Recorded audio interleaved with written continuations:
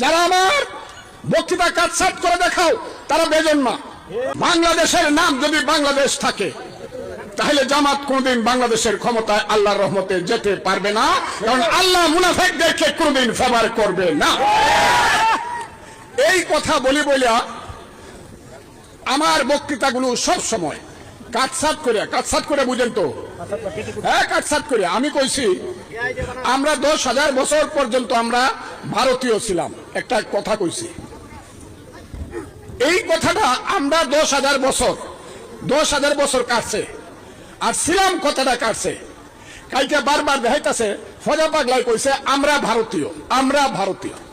কথাটা কি বুঝছে? এমন রাগ লাগে এই রাজাকারের বাচ্চারা যারা আমার বক্তৃতা কাটছাট করে দেখাও তারা বেজন্মা। তাদের মার সঙ্গে বাপের বিয়া কলমা পড়ে হয় নাই, যারা আমার বক্তৃতা